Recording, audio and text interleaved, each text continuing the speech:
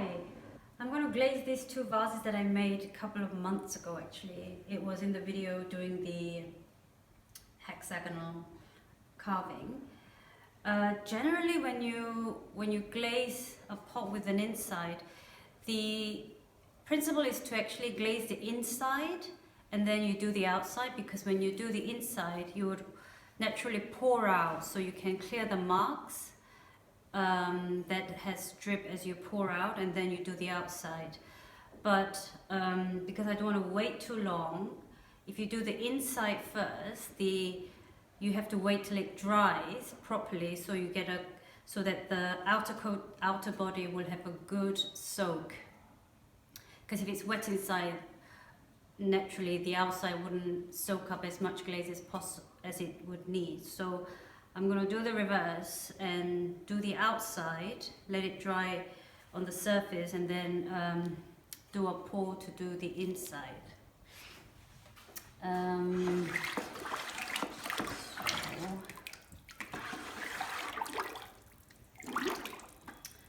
am just gonna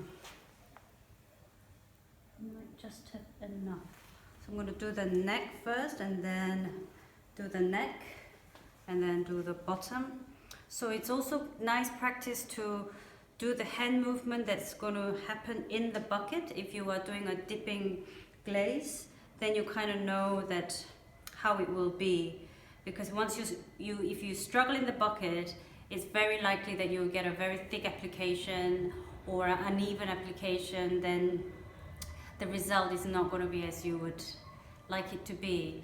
Then it's not the end. You can just, if you're unhappy how it's glazed, it's messy, just wash all the glaze off, let the pot dry completely, and then you can re-glaze again, so it's not end of the world. So yeah, I really, even if it's like few seconds, they say you can start to set even within like 10 seconds, so give it a good swirl. And then I'm going to go in.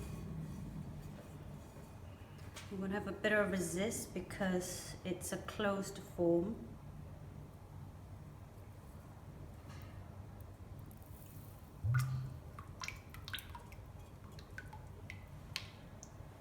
That's almost a perfect length. Okay.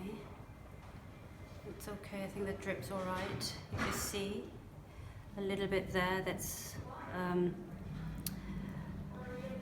so I'm going to let, because I can't touch it just yet, I'm going to let that dry and glaze these one in the meantime while that neck dries, so I can handle it to do the bottom.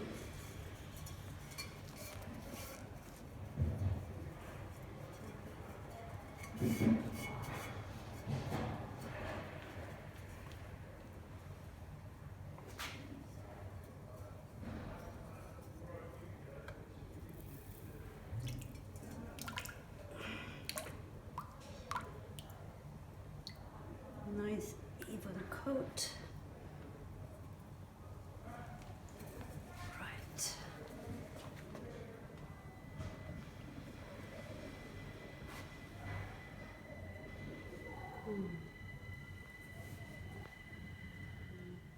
Try and put this in.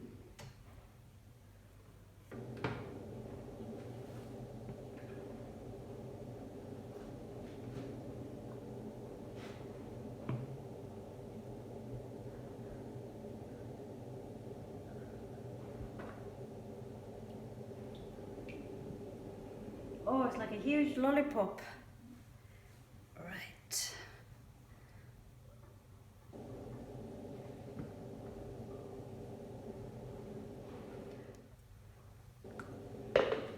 Just enough to kind of go around.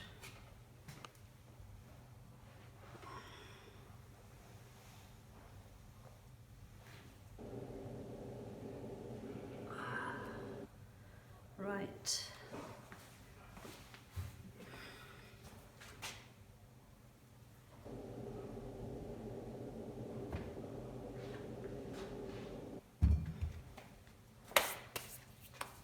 By the way, if you are touching glazed surfaces, you want your hand to be dry. If it's wet, you will just take off the glaze that's just gone on the body. So just be aware of that. I want to try and do it this way because I had a lot of resist. Okay.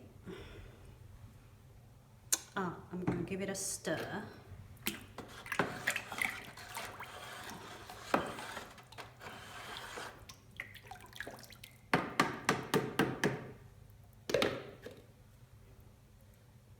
Going in.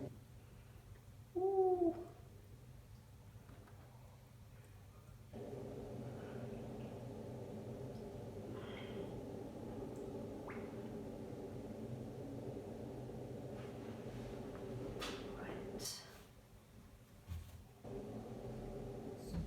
The pots have dried, so I'm going to try and do the inside, but I'm not going to put too much glaze in there because I don't want to pour out as much, but let's see.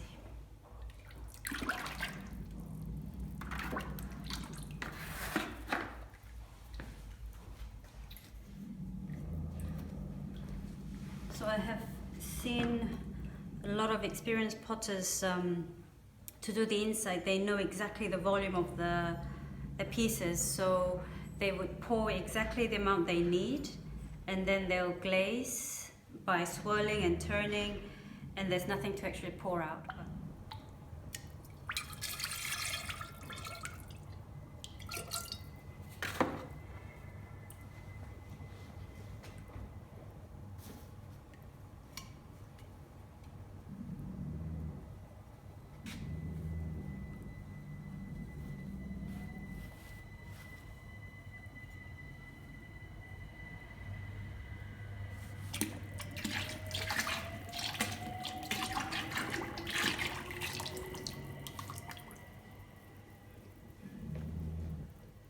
Nearly. Just a strip there, so I'm just going to pour in a little bit.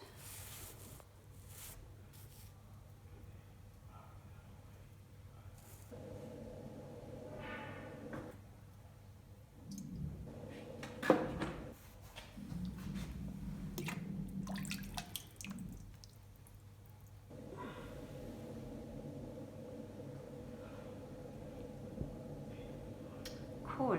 So I'm just going to let this dry, maybe just tidy up the top a little bit, and it will be ready for firing. Let's see how they turn out.